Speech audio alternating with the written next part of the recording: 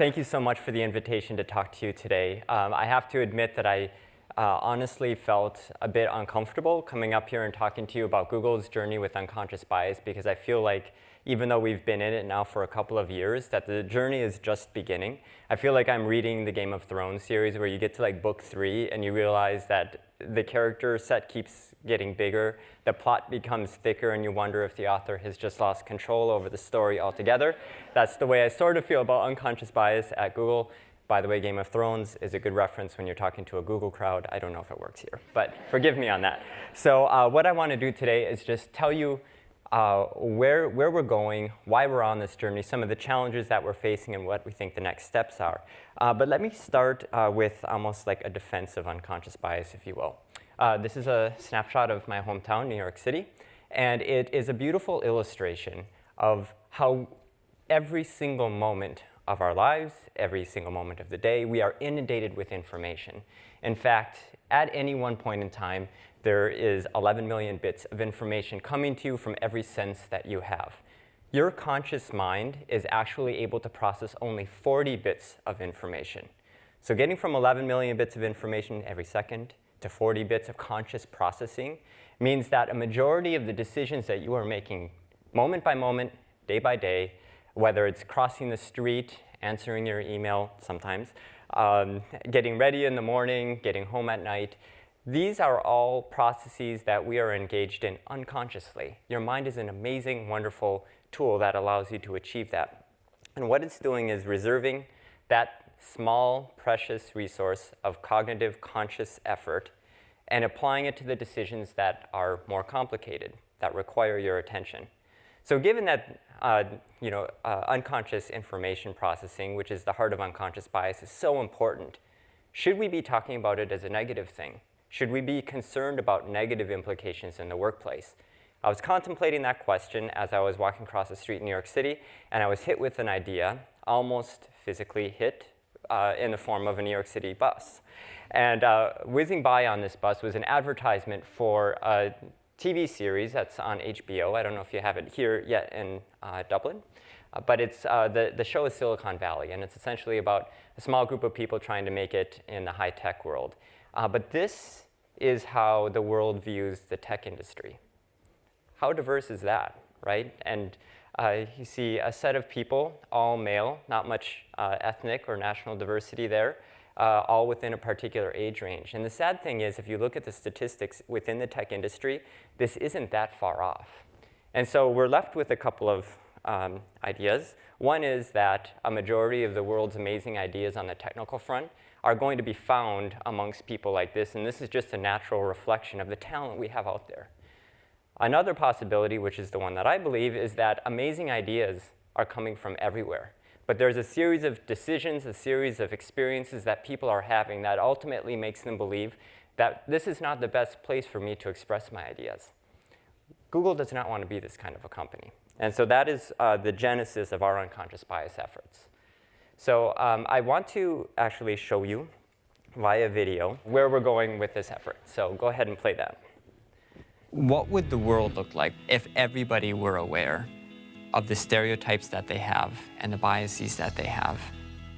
When we talk about unconscious bias, we're basically saying our worldview can actually exert an influence beyond our conscious awareness, and it creates ambiguity. You go to an engineer who's built something extremely innovative, and you say, who do you think your user is? This is where I have the most fun. My name is TV Raman, and I led our work on Android accessibility for 3 years. Write down everything that you think you know about your user with respect to abilities, inabilities, special abilities, disabilities. Almost every assumption that you write down on that whiteboard about this is the user I think I'm building for is questionable, because our various unconscious biases define the boundaries you're unwilling to expand. These biases, they're the shortcuts that our brain has created so that we can deal with the information that we process every single day. Right when we see anyone, whether we think about it or not, we are implicitly, automatically making judgments about how warm, incompetent that person or thing is. All humans need to make decisions, and so we fill in the blanks because our brains are wired to do that, and we fill in with things we don't know with, past experience. Oh, you pattern map to someone I think I should hire, so I'm going to hire you versus this person because they didn't map, because I can't fill in the blank because they don't look like me, or they're not from my same background, and so I can't see how they're going to make the jump. Every single person is great at things that you may not expect them to be, but it's really hard for us to see that when we're so powerfully guided by the things we expect to be true in the world. I grew up surrounded with this conversation about what you can't do and what you won't be able to do. My name's Enrico, and I'm an autistic software engineer. The first time I go through the performance review process, I was asked for 5 strengths. It was the first time that I had ever been prompted to think in that way about myself, and it was really a life-changing moment for me. When we are working in our day-to-day jobs, we are still making judgments about the people around us, about the resumes we see, about the employees that we're trying to decide, whether to put them on teams or not. People are very wedded to the idea that they can perceive something objectively, and statistically they're wrong, but it's hard. You become attached to this idea that you can assess something by looking at it. These subtle assumptions we make about people can have lasting effects on who we're promoting, who we're hiring, who we're putting in leadership positions. We have the responsibility to understand the assumptions that we make and understand the errors that we make. But it's not just for the collective good. If you take the time to understand more about this, there are things that you can implement for yourself that'll help you develop as a leader and to do your job even better. It made me realize how often I have a very strong belief that is simply incorrect. When I look at one of these evaluation situations, the first question is, how can I eliminate the sources of potential bias and leave just the data so we can actually make better decisions? If you're not conscious of the biases that you have, you're just not contributing at the level that you could, and you're not innovating at the level you could. And so your products won't be as good. Your results won't be as good. When you think outside the box with respect to the assumptions you made about how somebody would use this wonderful thing you built, and when you sort of broaden that perspective as to who you change the world for, you build something even bigger. One of the things that I hope you took away from this video is that our efforts around unconscious bias aren't only about making the right hiring decisions, making sure people get a fair performance score, ensuring that we're promoting the right people, very tangible decisions that we're making that affect people. But it's also about making sure that when you come to work in any organization, that the part of you that's unique, that special something that only you bring to the workplace is actually able to be expressed freely and without negative consequence. And I wanted to just give an illustration of what I was thinking here, and wanted to show you. I'll introduce you to my 2 colleagues. This is Craig, and this is Bailey. One of them thought this was a really silly example, so I take full credit for this, but the 3 of us actually worked very closely together on the unconscious bias work, and we work on a lot of projects together. And when we get into a room, we have a lot of crazy ideas, and these ideas are represented by these shapes above our head. And so each of us has, a unique perspective, and there is a significant amount of overlap between what each of us is contributing, right? But there's also a lot of uniqueness too. And the uniqueness is really interesting because by all outward appearances, we're a pretty homogeneous group. We're all roughly within the same age range. We're all US citizens. We all have a social science background. But each of us, by virtue of our background and our personalities, have something unique to say. But an odd thing happens when people come together in groups. It's not the uniqueness that they focus on. It's actually the similarities that they try to focus on. So imagine that you are walking into a meeting as a new team member on a cross-functional task force for the first time, and maybe the other people in that group have already met together.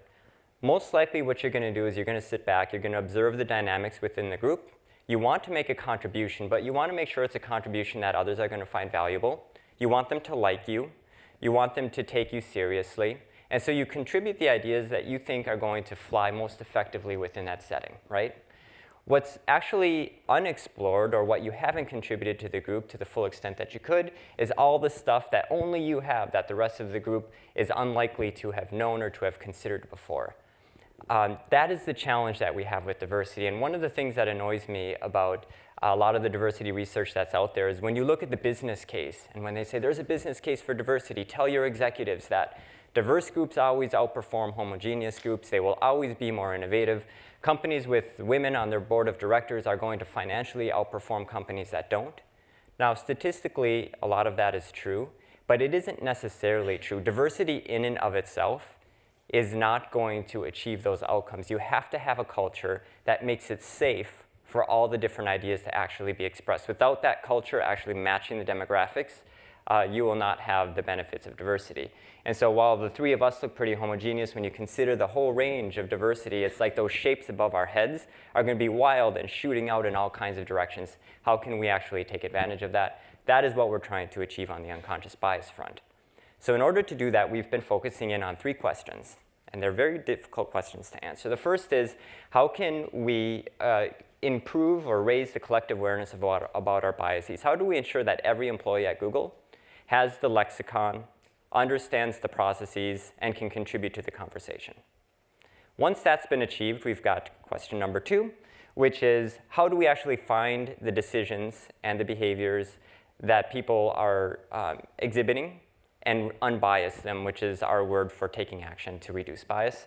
And then finally, once we've done that, how do we ingrain this in the culture so that we're not constantly just training and retraining people and making it seem like a one-time event?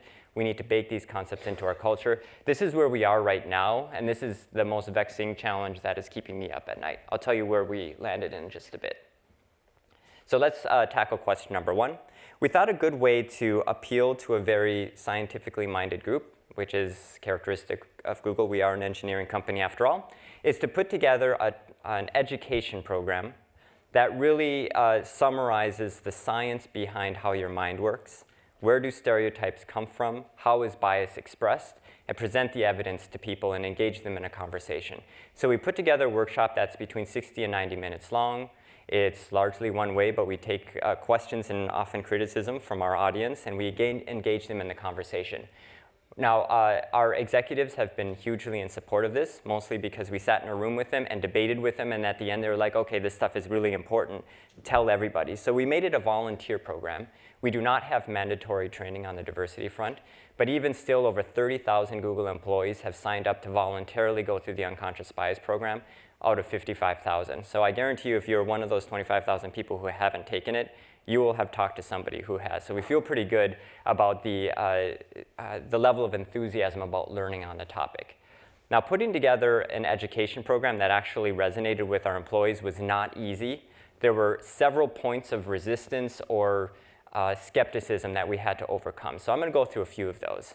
The first was this one, which is, yeah, we know about bias, but we are in a very meritocratic industry. That's the tech industry after all, and we're kind of on the top of the heap. Google is amazing, so thank you very much, but we probably don't need that here. Now, the truth is that if you start to look into the literature, you see that there is decades of research on bias. Gender-related bias, race, ethnicity bias, age bias, and you don't have to go far to find evidence of it in the tech industry. One study that particularly resonated with our group was a research project done just a couple of years ago. And what these researchers did was looked at people who were starting their own entrepreneurial endeavors and looking for venture capitalist funding. And it turns out that if you are a male pitching an idea to a VC firm, you're 60% more likely to get actual funding for that idea.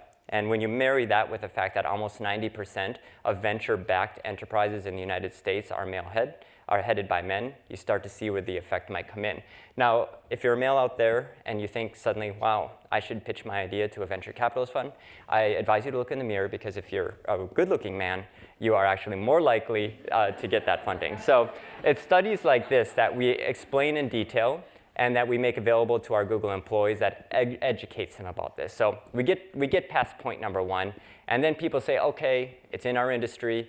Next point, though, is you're really talking about other people, because I'm not biased because my mom worked, or my best friend is black. Well, you know all of the criticisms. Now, we're an unenlightened group. I think all of us know that if we really think about it, we do have these stereotypes. We do have biases. And once you're sort of aware that it resides within yourself, you can call yourself on it. It happened to me just this morning, like an hour and a half ago, when I was checking out of my hotel, and there were 4 people behind the counter, and I was in a rush because I was running a little bit late, and I immediately was like, which of these 4 people is likely to check me out the fastest? And it wasn't until after I left, I was like, I can't believe I just did that, because I was like searching, how do I come up with an example of how we're all biased? So once you become aware and consciously reflect on your own decisions, you see how they're expressed all the time. There's actually a tool that is very helpful, and it's called the implicit association test. And it is a test that was developed by Mazrin Banaji of Harvard and Tony Greenwald at the University of Washington in the US. And it's a time test. Anyone can take it. Just Google Project Implicit or Implicit Association Test. You can go to the site and take any of a number of tests. And you'll be amazed at the results. And we asked Google employees before they came into the workshop to actually do this. And it's really eye-opening. No one can deny that they have some sort of a stereotype or bias at the conclusion of the test. Okay, so we've now convinced people that they have some bias. The next point of resistance is this. Well, you've presented me the evidence. I've looked at a couple of the studies. And from what I've learned, I'm not always making biased decisions. It's usually when I'm highly emotional, I'm rushed, or there's really ambiguous decision inputs. And so therefore, I think the effects are probably pretty small and unlikely to affect anybody in a real or tangible way. So I call this the much ado about nothing hypothesis. And there is actually some merit to it because we are unlikely to be biased all the time with every decision. It is the corner cases. But even the smallest bias that you as an individual express, when magnified by a bias going in the same direction across everybody in this room, you can actually see demographics of entire organizations changing. Now, there was a simulation that basically showed how large an impact the smallest expression of bias can have. This was a simulation that was done in 1996 or 1999, but the researchers essentially were responding to the criticism that bias is too small. So what they did was they created an organization with 8 levels, and we can go to the simulation itself now. Okay, so what they did was they created a fictitious organization with 8 levels. There were 500 people at level 1 and about 10 people at level 8. And what they programmed into the simulation was 15% attrition at every level, every single year. Now, whenever somebody left this organization, they were replaced by a person a level below. And the decision was entirely based on the performance score that the person the level below had. So for everybody in this organization, they were assigned a performance score. Now, the researcher programmed in 1% bias against women in performance scores, just 1%. So you can imagine every man in the organization could receive a score from 1 to 101. Every woman could receive a score between 1 and 100, teeny tiny. So if you run the simulation now, you can see that tiny percent of bias will continue to filter up into the organization, and you can stop it now, where after year 19, 38% of the people at the top are women. That's just due to 1% bias in performance score allocation. So pretty profound. Okay, let's go back to the slides. So that brings us to the very last point, which is, okay, bias exists, it's in my industry, I'm part of the problem and it matters. You've just told me it's unconscious. I'm depressed. So what are we going to do about it? I don't know. What are we going to do about it? Because social scientists have been great at demonstrating that there's a problem. If you've read any of the literature, there's almost no practical, organizationally valid remedy to bias. And so I feel like all of us who are working within our organizations to change this are sort of on our own, and that's why events like this are amazing, because we should be talking to each other and we should be sharing the practices that actually work, also the ones that don't work, which never get shared, right? You only talk about the things that actually work. So it brings us to question number 2, which is once we've educated people, what are we going to ask them to do? I'm just going to give you a couple of examples of what we're doing and experimenting with at Google. One of the most important lessons we took away from the literature is that if you leave important people decisions ambiguous and unstructured, people will follow their instincts. They'll give rewards to the people that they like. They'll remember performance in a way that resonates with them, but it might not actually be rooted in fact. So we're imposing a lot more structure on decisions that people would prefer be unstructured.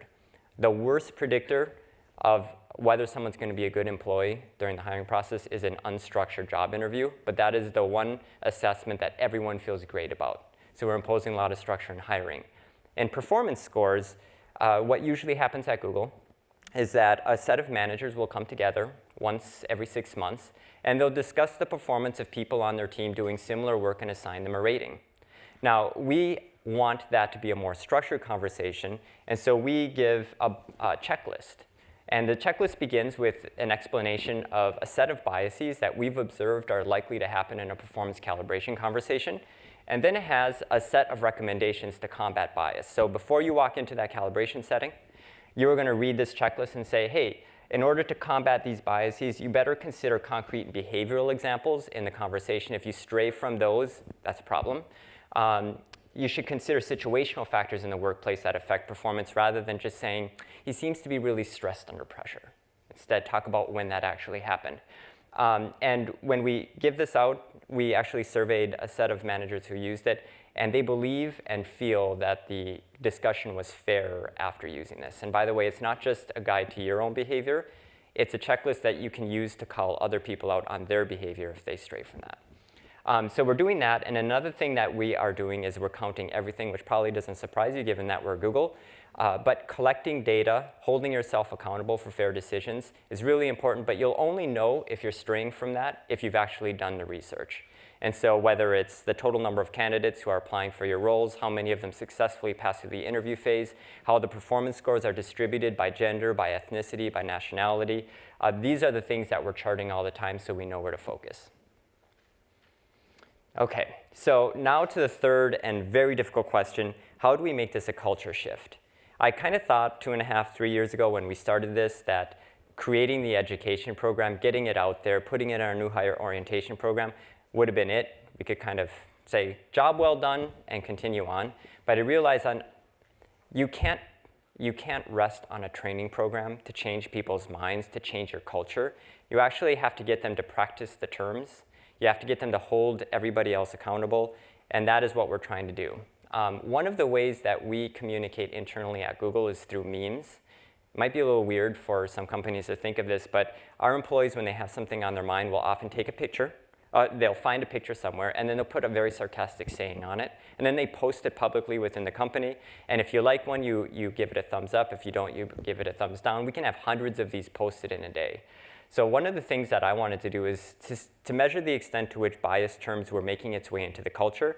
Actually looked at the number of memes that were mentioning things like bias, stereotypes, and diversity. And this is an example of what we came up with, or what our Google employees came up with. And you'll see that the good news is they're talking about it. The bad news is they're kind of making fun of us in some respects. Some of them are very supportive. The important thing, though, is that they're sharing these ideas with each other.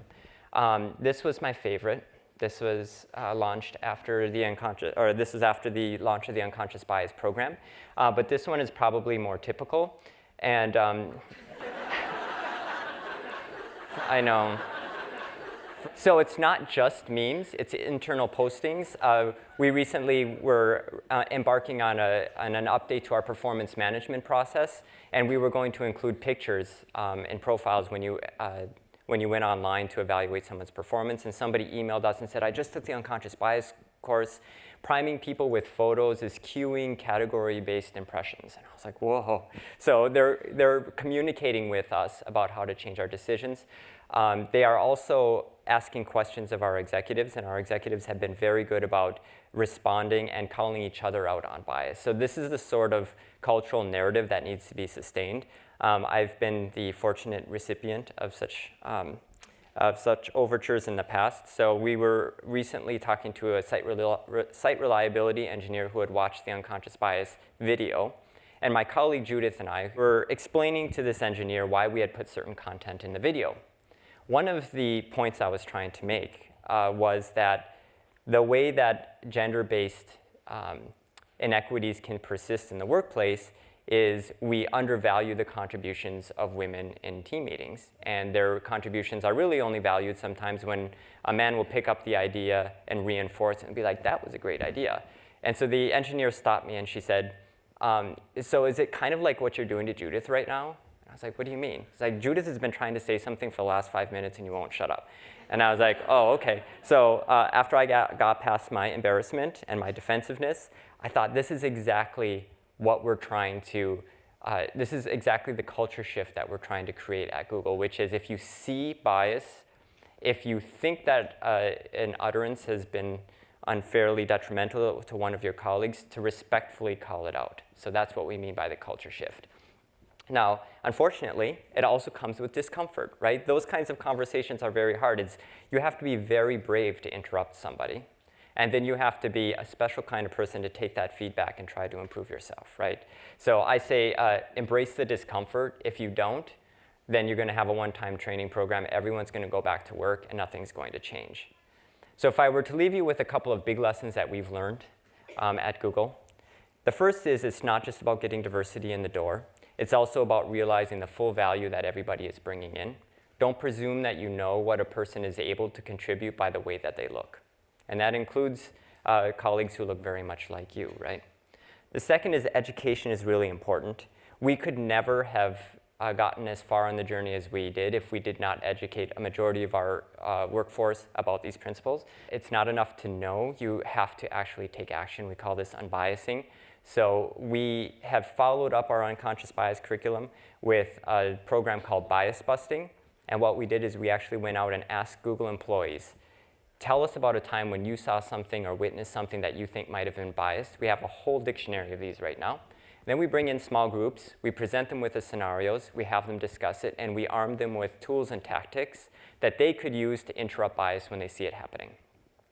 And then finally, we're trying to create a systematic change. We're in this with the belief that our culture is going to be different by the time that we're done than it is right now, and that is okay. That is good. We have a saying that is often repeated at Google, usually when we're talking about a brand new product or something crazy like self-driving cars, and that is to be uncomfortably excited by what the future brings. And I think that is a perfect way to describe how we want our employees to think about unconscious bias at Google. Thank you.